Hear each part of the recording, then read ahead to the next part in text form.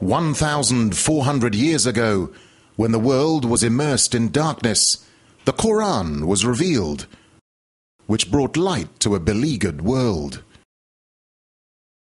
And whereas the earlier books came with many scientific mistakes due to the hand of man having delved into them, the Qur'an had none of these contradictions. The world thought there could be no reconciliation between religion and science. But the Qur'an mentioned many scientific facts in great detail, like how a human being developed in the mother's womb, and described other scientific facts which amaze the world's renowned scientists and scientific community. Such was the impact of these revelations that the first Islamic medical conference was held at the Arab League building, Cairo, Egypt, on the 26th of September 1985. Known from the history of embryology, little was known about the staging and classification of human embryos until the 20th century. For this reason, the descriptions of the human embryo in the Qur'an cannot be based on scientific knowledge in the 7th century. The only reasonable conclusion is that these descriptions were revealed to Muhammad from God. He could not have known such details because he was an illiterate man with absolutely no scientific training. The key word in both is al-ghaid, which could mean passing through or penetration of fluid into depth, like water going into the depth of the earth. And two, decrease in amount. The two statements refer to something which is passing through the female reproductive tract, which is decreasing and or increasing in size, and it is something whose future at this stage is known to no one except Allah. The most intriguing thoughts are from a hadith in Sahih Muslim, where Muhammad states as one of the signs of the coming of the Day of Judgment that Arab areas will return to being fertile and green and with rivers. The archaeological and geological evidence that they once were green and will become green again is less than a century old. I have been asked, could Muhammad personally have known these things? The answer of a cautious scientist is, it is not impossible, but it would require a very sophisticated awareness of natural history. The growth of the fetus progresses rapidly until the beginning of the 12th week, after which it enters a new phase of rapid growth and dramatic changes. The rapid growth and dramatic changes which occur after the bones have been clothed by muscles have been mentioned in the Holy Qur'an 1400 years ago. No such distinctive and complete record of human development existed before the Qur'an. It was many centuries afterwards that the human developmental stages were recorded in traditional scientific literature. The advances of modern developmental biology raise as many questions as they solve, and the physicians and scientists of today are perhaps more than ever before in need of the wisdom and counsel of scholars and religious leaders. It is not surprising, then, that we re-look to our holy scriptures for help and enlightenment. From what stuff hath he created him? From a sperm drop. He hath created him and then moldeth him in due proportions. Surah 80, Ayah 18 and 19. Thank you very much. The Qur'an on Embryology. Professor Keith Moore is one of the world's prominent scientists in the fields of anatomy and embryology, and is the author of the book entitled The Developing Human, which has been translated into 8 languages. The book is considered a scientific reference work and was chosen by the Special Committee in the United States as the best book authorized by one person. Dr. Keith Moore is the professor of anatomy and cell biology at the University of Toronto in Toronto, Canada. In 1984, he received the most distinguished award presented in the field of anatomy in Canada, the JCB Grant Award from the Canadian Association of Anatomists. He has directed many international associations such as the Canadian and American Association of Anatomists and the Council of the Union of Biological Sciences. Let's now listen to what Professor Keith Moore has to say about the revelations found in the Qur'an 1400 years ago, and what science has only recently been able to find out through detailed investigation. In the 1940s, Professor Streeter of the Carnegie Institute of Embryology in Washington, D.C., proposed a system for classifying the stages of human development. His system arranged human embryos in 23 numbered stages based on their differences in appearance. The Carnegie system of classification was used around the world until the 1970s, when a more refined system was proposed by Dr. Ronan O'Reilly of the Carnegie Institute of Embryology, now in San Diego, California. Intensive studies of the Qur'an and Hadith in the last 4 years have revealed a system for classifying human embryos that is amazing, since it was recorded in the 7th century A.D. Although Aristotle, the founder of the science of embryology, realized that chick embryos developed in stages from his studies of hen's eggs in the 4th century B.C., he did not give any details about these stages. As far as it is known from the history of embryology, little was known about the staging and classification of human embryos until the 20th century.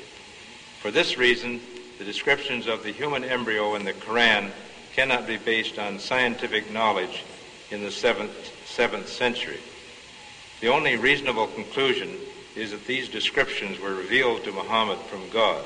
He could not have known such details because he was an illiterate man with absolutely no scientific training. The first stage is Adafk, and you'll have to apologize for my pronunciation. This is from Surah Tariq 6. He is created from a drop emitted. This Arabic term refers to the forceful emission of fluids which occurs during ejaculation in the male and ovulation in the female. The male secretions, called semen, contain the spermatozoa, and the female secretions, called follicular fluid, contain the ovum. This is the stage of fertilization and the nutfa, and after this is what we call the zygote, referred to in the Qur'an as the nutfa, and the nutfa undergoes division, which we call cleavage, as it passes down the uterine tube. And so these are the stages of the nutfa here as it undergoes cell division. This term is used several times in the Qur'an when referring to the beginning of development. After examining all these references, it is concluded that nutfa refers to the small drop of fluid containing the sperm and the ovum. The term nutfa is also used to refer to the dividing zygote as it undergoes cleavage, cell division, and passes along the uterine tube to enter the uterus. This surah says, "Then he made his progeny from a quintessence of the nature of fluid despised." Sulala is an Arabic term, refers to the gentle extraction of the germ or sex cells from the millions that are produced. There are 300 to 500 million sperms in the ejaculate of a healthy young male. Only one of these is extracted from the semen to fertilize the ovum. This shows a photograph of the millions of sperm when they are ejaculated, and only one of the several million sperms is drawn out, which is what is suggested by the word sulala. The same in the case of the ovary. Only one ovum reaches maturity and is expelled from the ovary, and it is extracted from the many thousands that are available in the ovary. Again, the idea of extraction or sulala. The next stage is Amshaj, Surah Ad-Der 2. Verily we created man from a mixture of a germinal drop. Amshaj, then, is an Arabic term, is used in the Qur'an to describe the mixing of the sperms and the ovum. During fertilization, the ovum rotates within the fluid containing the sperms until one of them is successful in penetrating its covering layers, which we call the corona radiata and the zona pellucida, which is this layer here. I'll read it again in English.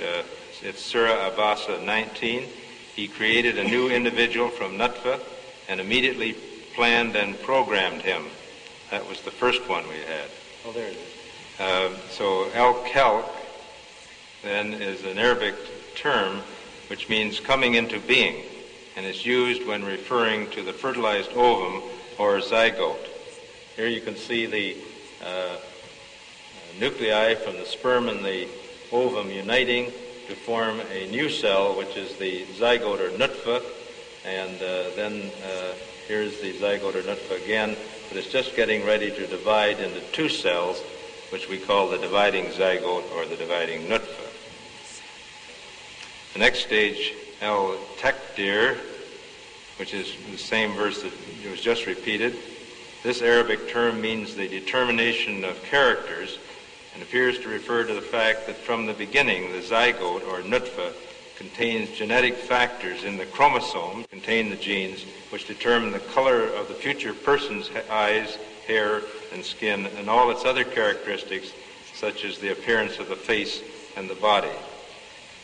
Al-Harth, Surah Al-Bagara, Ayah 223, your wives are as a tilth unto you.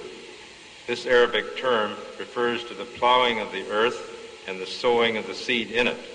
This term is used in reference to sexual intercourse, plowing, and implantation of the blastocyst, sowing of the seed. This analogy is a very good one, since the blastocyst develops root-like structures called chorionic villi, which derive oxygen and nutrients from the mother's blood, just as the roots of the plant, shown here, derive their nutrients from the soil. Next is Alaka. Let's have the next slide. Alaka is Surah Al-Mu'minun, Ayah 14. Then we created the drop into a leech-like structure. Then of that leech-like structure, we made a chewed-like substance. Alaka refers to a leech-like appearance, especially at about 22 days, as shown in this slide. This is a leech, and this is the human embryo, about 23 days. I think you have to agree that the similarity between these structures is amazing, and that it is truly, the human embryo is truly leech-like. The leech-like embryo is attached to the chorionic sac, which is embedded in the maternal blood and attached to the maternal endometrium, or the lining of the uterus. This is the Mudga stage, Surah Al-Mu'minun, Ayah 1 to 14, and I repeated that before. Then we created the drop into a leech-like structure. Then of that leech-like structure, we made a chewed-like substance, which you can see here, and begins during the 6th week. Next stage is Al-Kissa Bil-Lan, Surah Al-Mu'minun, Ayah 14. Then we clothe the bones with flesh. So in the previous stage, then we had the bones, and then we covered the bones with flesh. So this Arabic term means a clothing with flesh, and after the bones form, they become surrounded or clothed by flesh or muscles, which acquire attachments to them. These muscle attachments permit movements of the skeleton to occur. This is the final stage of development called Al-Nasha. Then we developed of him another creation. Al-Nasha means growth or coming into being.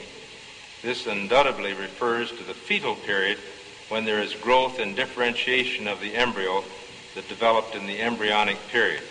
The rate of body growth during the fetal period is remarkable, especially between the 9th and 16th weeks. You can notice how quickly it's growing in this Nasha stage, or fetal period as we call it. The next stage is Al-Qabliya. This surah says that the duration of pregnancy and separation is 30 months. This Arabic term refers to the viability or ability of the human fetus to survive outside the uterus. There is no definite time when survival of the fetus is assured, but it is generally accepted now that a fetus that is 24 weeks or older has a reasonable chance of survival. Survival of fetuses 22 to 24 weeks old has only become possible in the last few years when better methods of providing care for premature infants were developed. So the period viable embryo or fetus would be here at 24 weeks. We used to say 26, 28, but now with better incubation, some babies at 24 weeks can survive, and we've even had some at 22 weeks, but this takes highly sophisticated incubation to do that. So this period then is the period of viability or the ability of the human fetus to survive. The next stage is the Al-Hadana, Al-Rahimiyah. This stage refers to the final stages of fetal development in the uterus when the fetus could survive if born prematurely, but it remains in the uterus where it is supported or nourished by the mother. In most cases, therefore, the uterus acts as an incubator for the premature infant. Weight gain during these final weeks is phenomenal as the fetus accumulates fat and is gradually prepared for birth. This last ayah is Surah Abasa, ayat 19 and 20. From a drop he created him and immediately planned and programmed him. Then he makes his passage easy. This Arabic term means to make the passage easy. It is well known that as the time of birth approaches, the maternal tissues of the cervix and the joints of the pelvis become looser so that the passage of the fetus through the fetal canal will be facilitated. This process, initiated by hormones in the mother's blood, accelerates during the early stages of labor or delivery of the baby. As the amniochorionic sac, that is the bag of waters surrounding the baby, expands near the time of birth, it protrudes into the cervix, that is the neck of the uterus, and causes it to dilate. When the amniochorionic sac ruptures, the amniotic fluid provides a slippery pathway for the fetus to pass along the cervix and vagina to the outside of its mother. All the above occurrences facilitate the birth of the baby, that is, they make the passage easy. The stages of embryonic and fetal development mentioned in the Qur'an should be used when teaching Muslim students because they are in accordance with our modern understanding of the development before birth. It will also enable Muslim doctors and nurses to explain human development to their patients using Quranic references. Muhammad could not have known these facts about human development in the 7th century because most of them were not discovered until the 20th century. Muslims and others are justified in concluding that these facts could only have been revealed to Muhammad by the one who knows all about us, not only about how we developed, but how we live and function. Thank you very much. The Qur'an on Embryology. Dr. E. Marshall Johnson. Dr. E. Marshall Johnson is Professor Emeritus of Anatomy and Developmental Biology at Thomas Jefferson University, Philadelphia, Pennsylvania, USA. There, for 20 years, he was Professor of Anatomy, the Chairman of the Department of Anatomy, and the Director of the Daniel Bow Institute. He was also the President of the Teratology Society. He has authored more than 200 publications. As you follow Dr. Marshall on this incredibly detailed journey, he leaves you in no doubt as to the only possible conclusion that can be made. The two statements that I have are that, number one, Allah knows what every female womb bears and what is penetrating into the womb or decreasing and what is increasing. The second is none knows the future of what is decreasing or penetrating into the wombs except Allah. The two statements taken together can be considered the period of early embryogenesis from insemination to early implantation of the fertilized ovum. The key word in both is al-ghaid, which could mean passing through or penetration of fluid into depth, like water going into the depth of the earth. And two, decrease in amount.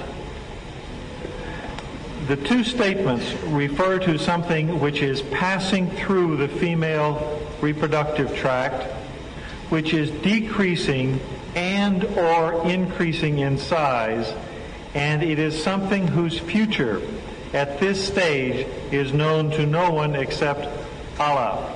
This something, evidently, is a reference to the male and female generative materials and later to the zygote.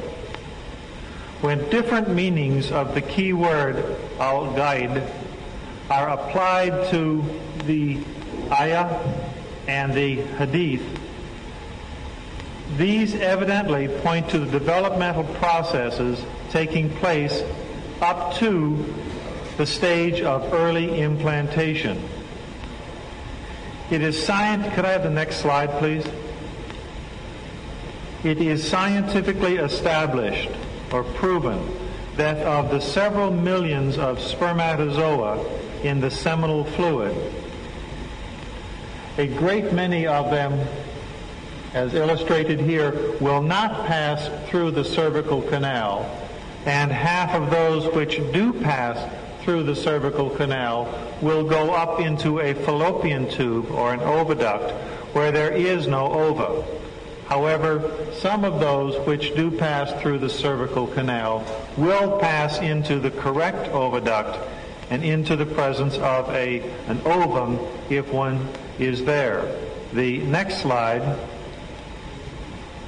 is that of those spermatozoa which actually do get into the vicinity of the ovum, only one of them fuse with the surface membrane of the ovum. This we call the uniting of the sperm and the ovum. Actually, it's a fusion of the cell membranes, so that the genetic material then passes inside of the ovum. At this particular time, the destiny of the genetic program, the genetic destiny of this individual is established.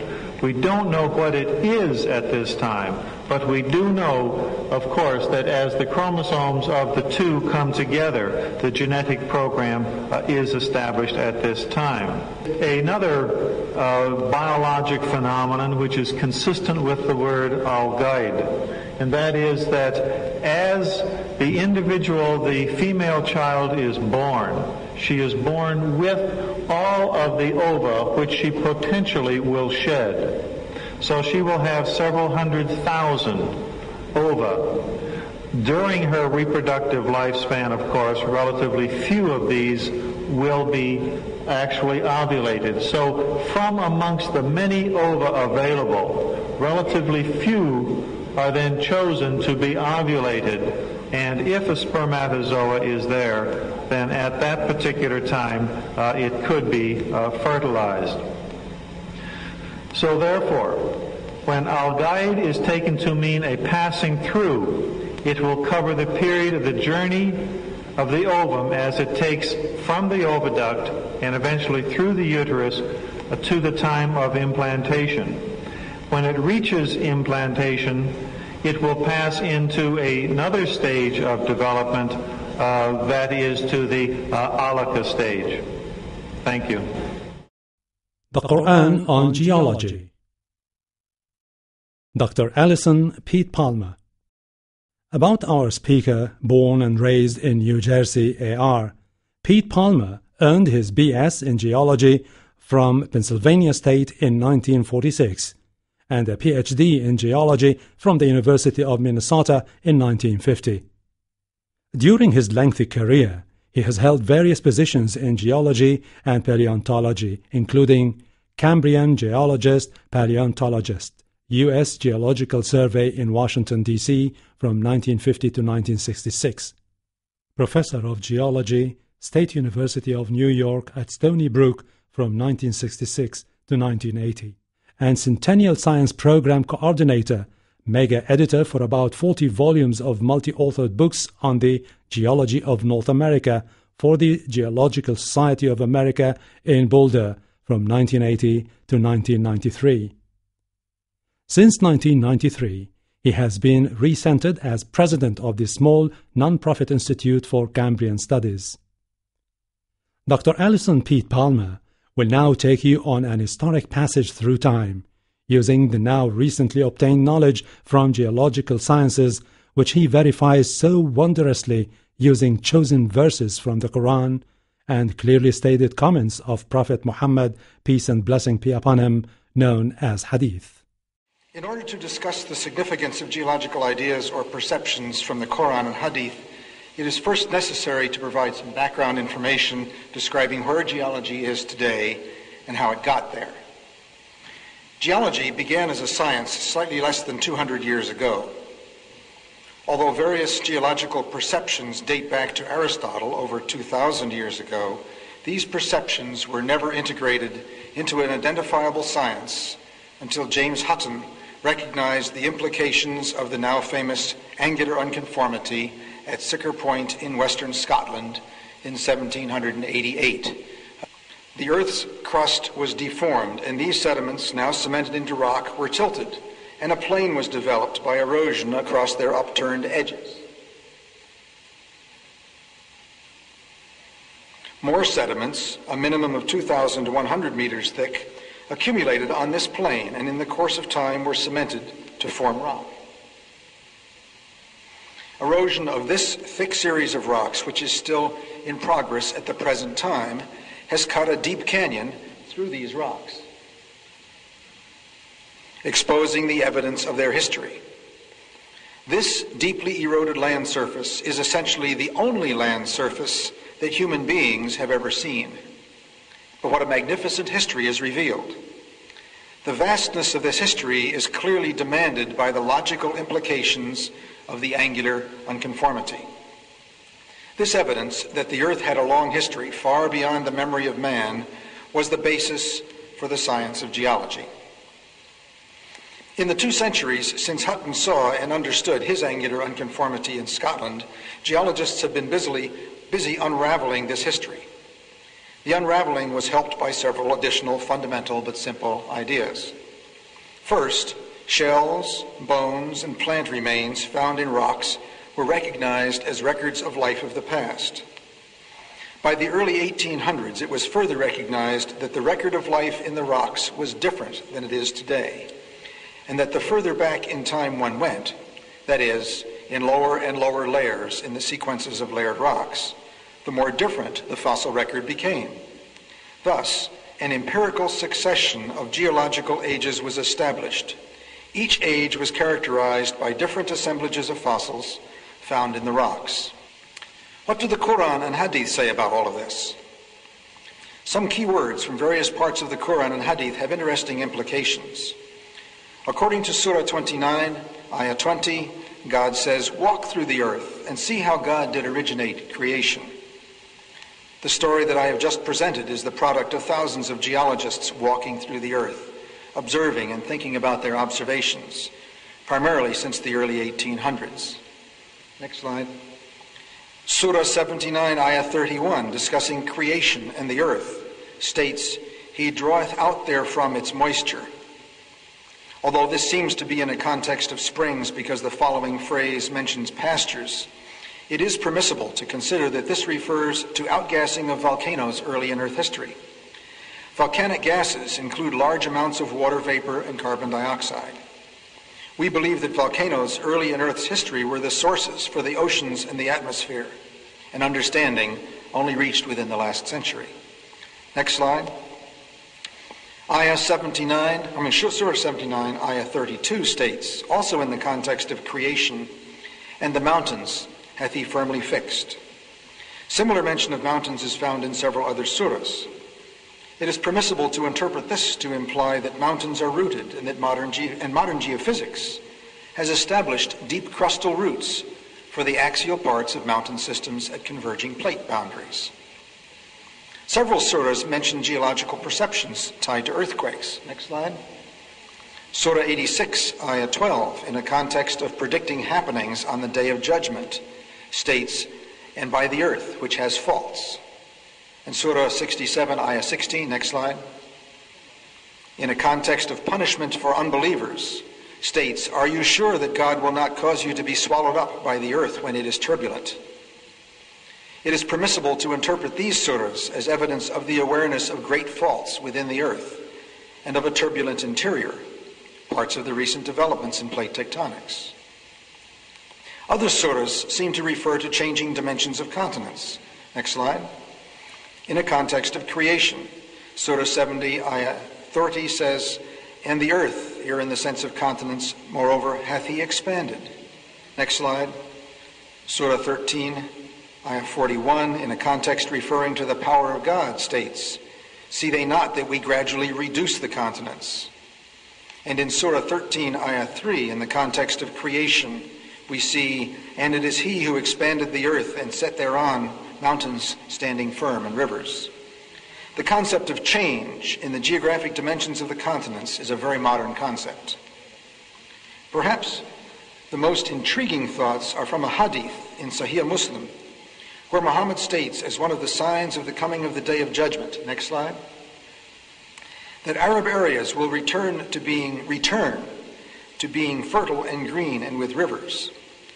The archaeological and geological evidence that they once were green and will become green again is less than a century old. I have been asked, could Muhammad personally have known these things? The answer of a cautious scientist is, it is not impossible, but it would require a very sophisticated awareness of natural history. The Middle East has been and still is one of the more earthquake-prone parts of the world. Oral tradition may have mentioned fractures opening during earthquakes, and certainly the earth trembles as if its interior were turbulent on such occasions. In summary, the Islamic texts can be divided into three categories related to the past, the present, and the future. References to the past are expanding and shrinking of the earth, fixing of the mountains, deriving moisture from the earth's interior, and description of the past climate of the Arabian Peninsula. References to the present are the presence of great faults, a turbulent earth interior, and changing dimensions of the continents.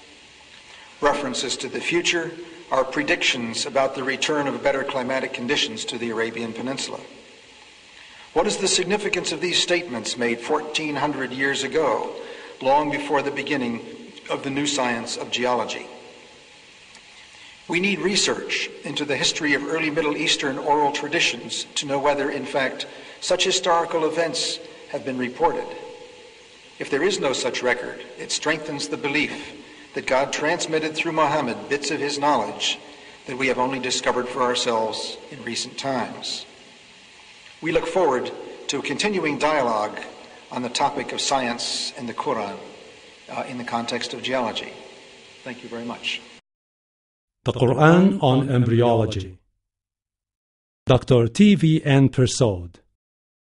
Dr. T.V.N. Persaud is Professor of Anatomy, Professor of Pediatrics and Child Health, and Professor of Obstetrics, Gynecology, and Reproductive Sciences at the University of Manitoba in Winnipeg, Manitoba, Canada. There he was the chairman of the Department of Anatomy for 16 years. He is well known in his field. He is the author or editor of 22 textbooks and has published over 180 scientific papers. In 1991, He received the most distinguished award presented in the field of anatomy in Canada, the JCB Grant Award from the Canadian Association of Anatomists. Dr. Persaud is the penultimate speaker that you are about to hear, saying what he has to say about how science is in total conformity with what was revealed in the Qur'an 1430 years ago to a man who was illiterate and lived at a time when it was impossible for him to know anything of the complexities of what you have so far heard. Dr. Persaud will be discussing issues pertaining to ladies and how the Qur'an succinctly and correctly stated scientific facts impossible for anyone to have known at that time. He further states facts and figures pertaining to the current sexual promiscuity and the health-related problems due to this.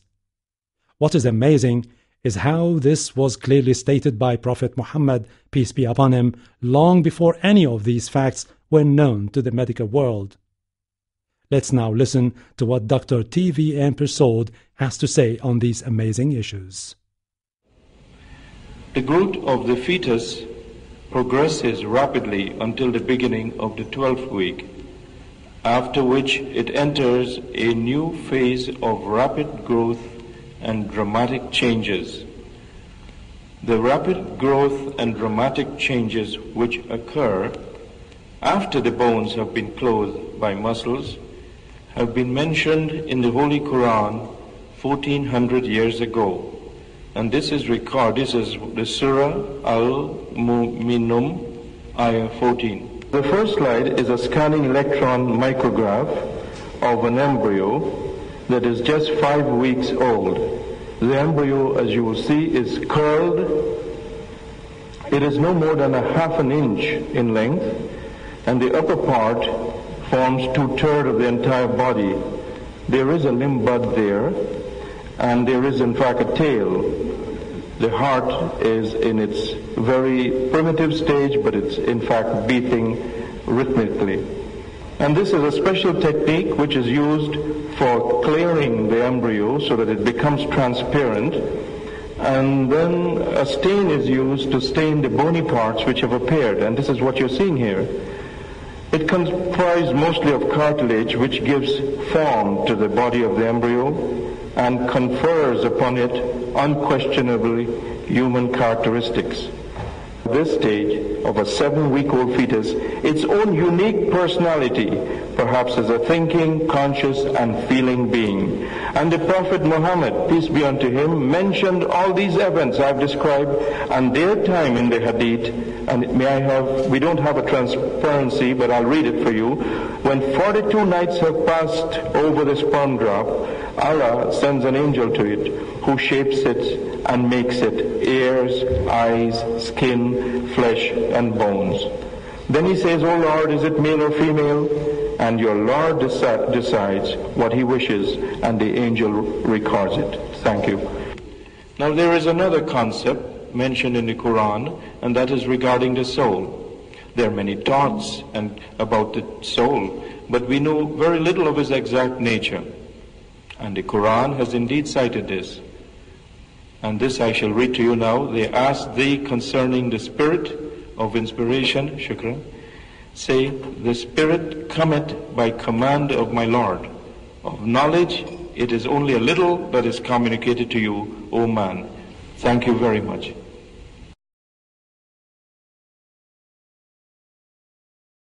I present in this room here, to this audience, a talk I've given earlier this morning, and undoubtedly it's because of the interest of this subject.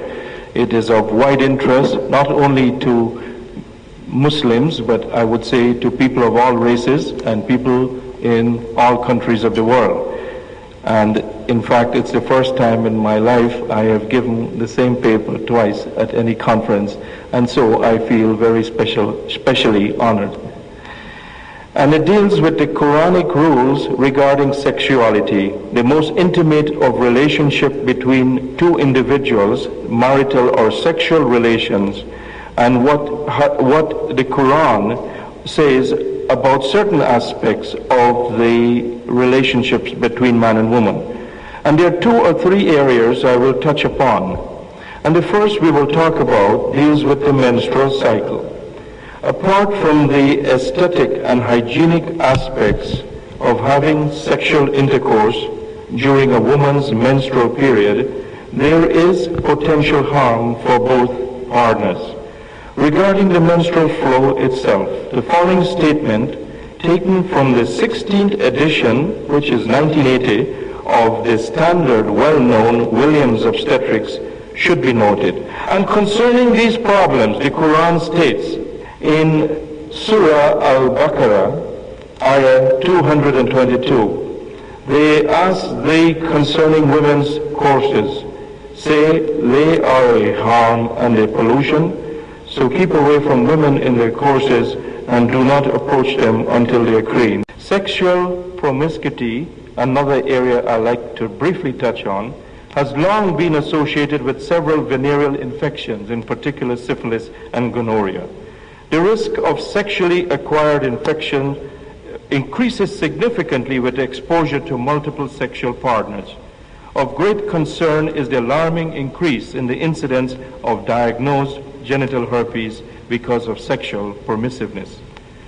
According to the United States Department of Health and Human Studies, which maintain very, very reliable statistics, maybe as many as 20 million individuals have genital herpes, and about 300,000 cases are expected annually.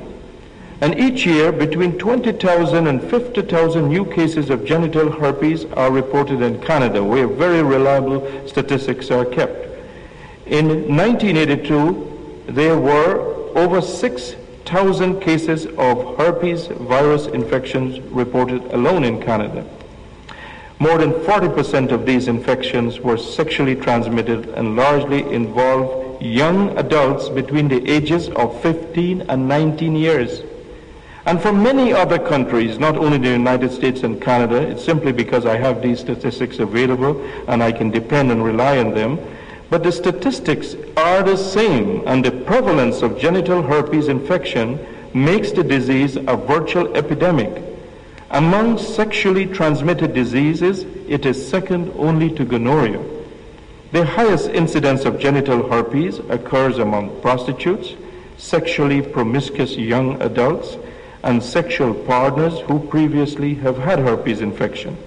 In general, this age group is at the highest risk of acquiring sexually transmitted diseases. Within the last 3 years, there has been an increasing number of reports on acquired immune deficiency syndrome, which you all know as AIDS, a disease of emerging epidemic proportion. It is attracting an extraordinary amount of attention. Some of you may know that it was featured in the August issue of Time magazine.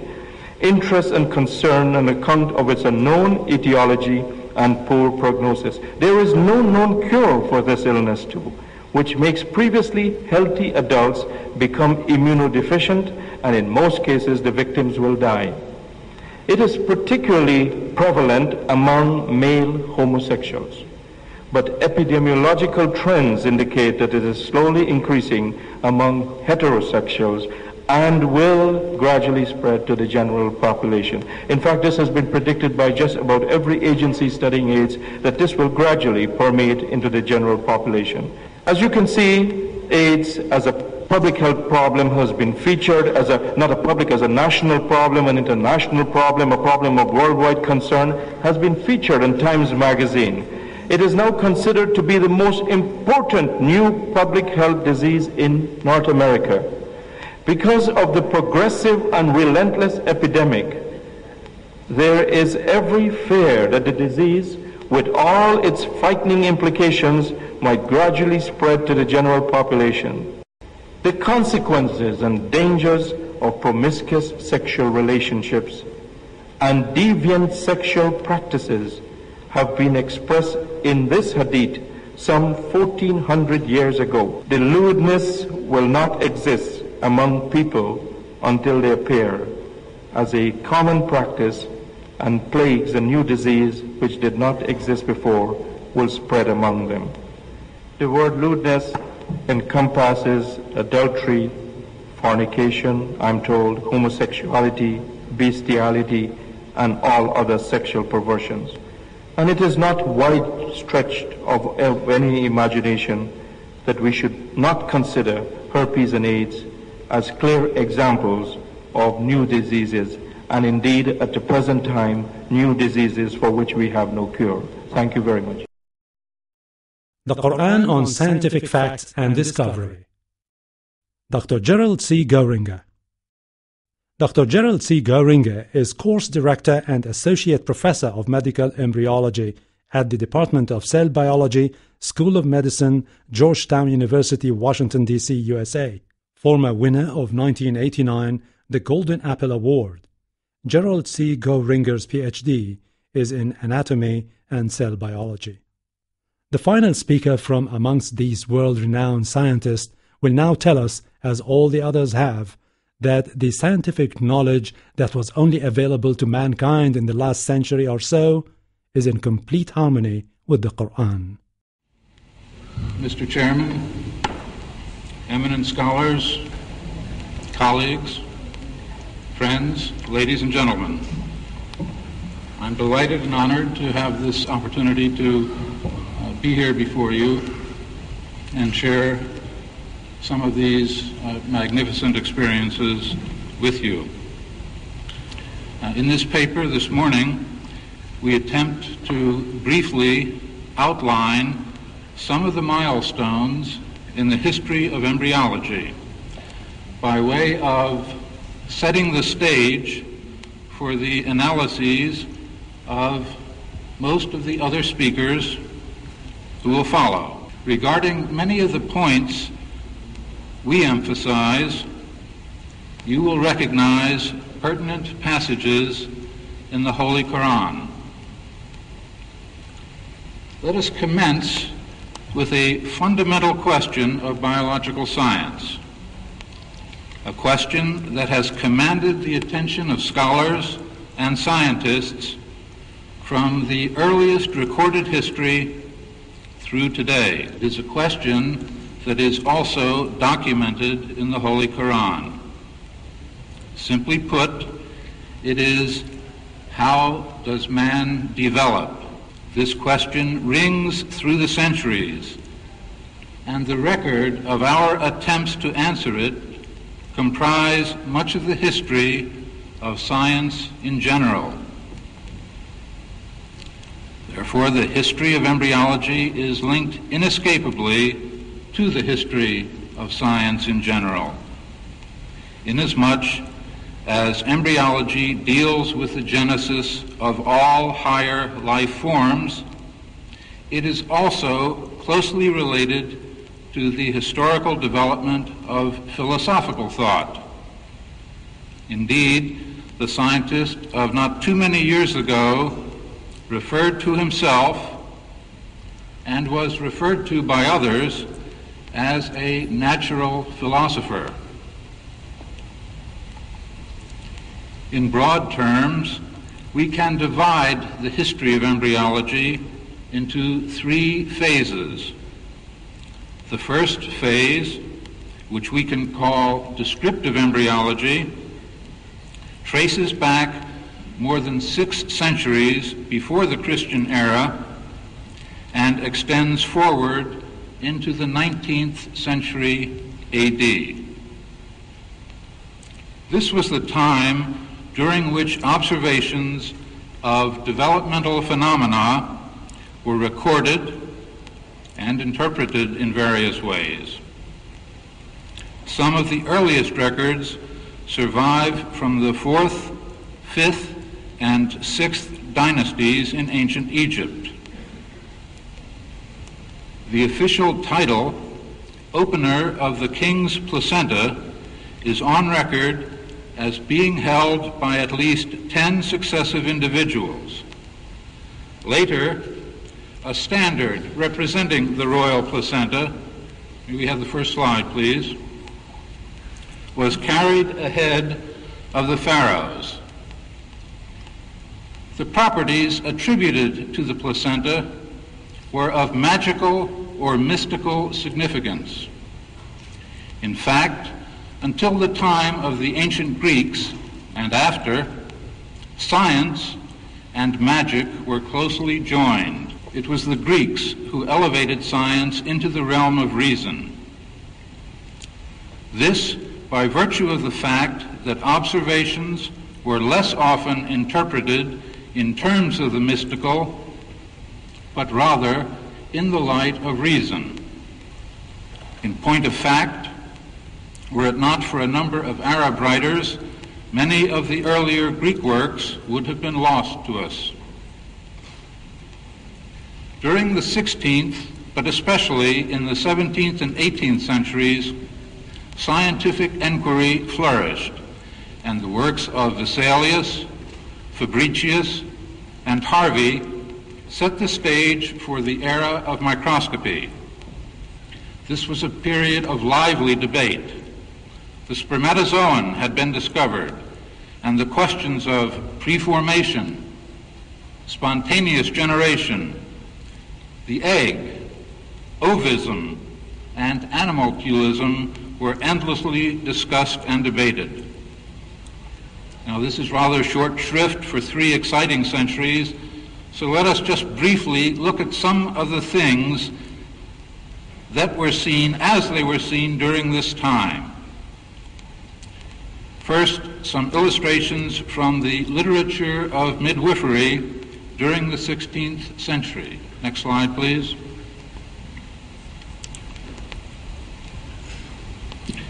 Showing how from a coagulum of blood, in the upper left, and seed, a fetus develops, which can be traced down through to the lower right, where in the imagination of the author of this work, from this blood clot, a human fetus actually arose. Menstrual blood was commonly thought to give rise to the embryo during this time. Before discussing the rise of experimental embryology, let's turn for a brief moment to the instrument that capped the progress of descriptive embryology and which is used just as frequently today, albeit in somewhat more sophisticated form, the microscope. Next slide, please. This 17th century development led to the publication by Ham and van Leeuwenhoek of the announcement of the discovery of spermatozoa. Next slide, please. Published in the Philosophical Transactions of the Royal Society. This is 1677. Illustrations of human spermatozoa, published in 1701, next slide please, are seen here, grouped among illustrations of sheep sperm. What marvelous times these were, what controversies and arguments raged over observations made and or imagined. Look at this illustration of human semen. Next slide, please. This is the homunculus, which we have seen many times during this Congress. But look at this photograph from my own laboratory just a few years ago. Next slide, please.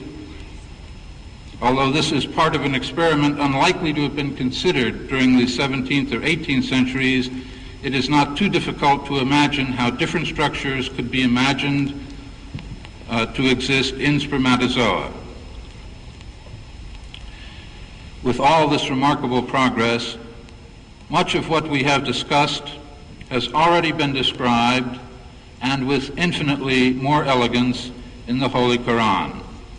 Recent analysis of passages from the Qur'an reveals a description of human developmental stages from the earliest through and beyond organogenesis. No such distinctive and complete record of human development existed before the Qur'an. It was many centuries afterwards that the human developmental stages were recorded in traditional scientific literature. With the benefit of historical perspective and the accumulated wisdom of those who have gone before, we are in a position today not only to appreciate the remarkable contributions to science of these giants of the past, but just as importantly, we can better appreciate how much we still do not know about development. The advances of modern developmental biology raise as many questions as they solve.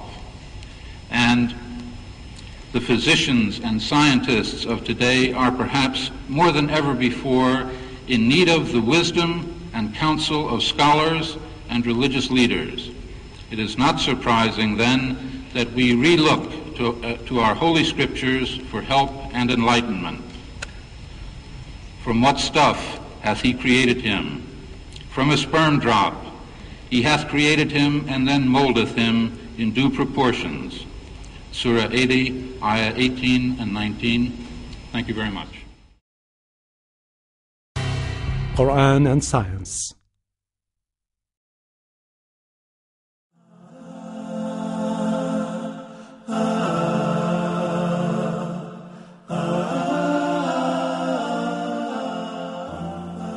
And those to whom knowledge has come, see that the revelation sent down to you from your Lord, that is the truth, and that it guides to the path of the exalted in might, worthy of all praise.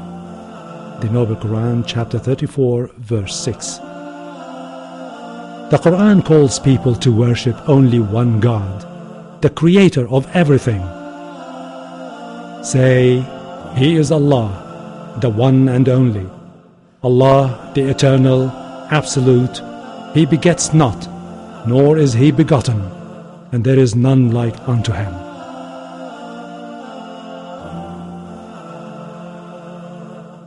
The Qur'an is a book of guidance and not a book of science. It is just a proof that it was revealed from the one Creator who knows everything about us. We will soon show them our signs in the universe and in their own souls, until it will become quite clear to them that it is the truth. Is it not sufficient as regards your Lord that He is a witness over all things? The Noble Qur'an, chapter 41, verses 53. The Qur'an mentioned many scientific facts, like the origin of the universe and how it came into existence. This included facts related to how it began and facts related to how it will end. Like the theory of the Big Bang, for example, and that everything came into existence after it, and our Earth was one of these structures that were formed from this Big Bang. Such kinds of theories were way beyond our reach 1400 years ago, and it is only now that science has begun to unravel some of the facts surrounding the creation of the universe. However, the Qur'an mentioned that our earth was part of the skies and then became separated from it. Allah says in the Qur'an, "Have not those who disbelieve known that the heavens and the earth were joined together as one united piece? Then we parted them. And we have made from water every living thing. Will they not then believe?" The Noble Qur'an, chapter 21, verse 30. And the Qur'an mentioned that our space is expanding. That's because after the Big Bang, every planet and star is moving away from each other. Allah says in the Qur'an, "With power did we construct the heaven. Verily, we are able to extend the vastness of space thereof." The Noble Qur'an, chapter 51, verses 47. And the Qur'an mentioned that all the planets are running in an orbit, and the sun is running to its resting place. That resting place is the translation of the Arabic word mustaqar, which indicates an exact appointed place and fixed time. According to modern astronomy, the solar system is indeed moving in space at a rate of 12 miles per second towards a point situated in the constellation of Hercules Alpha Lyrae, whose exact location has been precisely calculated. Astronomers have named that mustaqar the solar apex. Allah says in the Qur'an, "And the sun runs on its fixed course for a term appointed." That is the decree of the Almighty, the All-Knowing. The Noble Qur'an, chapter 36, verses 38. And that our universe will end by rolling together like sheets or records. Allah says in the Qur'an, "And remember the day when we shall roll up the heavens like a scroll rolled up for books. As we began the first creation, we shall repeat it. It is a promise binding upon us. Truly, we shall do it. The Noble Qur'an, chapter 21, verses 104. And the last scientific fact we want to present to you is regarding the fingertips of the human being. The Qur'an mentioned that every human has a unique fingerprint, and it is used as a very important method of identification around the world. But what is even more amazing is this feature of the fingerprint was only discovered in the late 19th century. Before then, people regarded the fingerprints as ordinary codes without any specific importance or meaning. However, in the Qur'an, God points to the fingertips, which did not attract anyone's attention at that time, and He drew our attention to this important matter, which has now only been understood in our age. Allah says in the Qur'an, "Does man, a disbeliever, think that we shall not assemble his bones? Yes, we are able to put together in perfect order the tips of his fingers." The Noble Qur'an, chapter 75, verses 3 and 4. There are still many scientific facts in the Qur'an for any knowledgeable individual or scientist to explore. Like it says in the Qur'an, "And those to whom knowledge has come, see that the revelation sent down to thee from thy Lord, that is the truth, and that it guides to the path of the exalted in might, worthy of all praise." The Noble Qur'an, chapter 34, verses 6.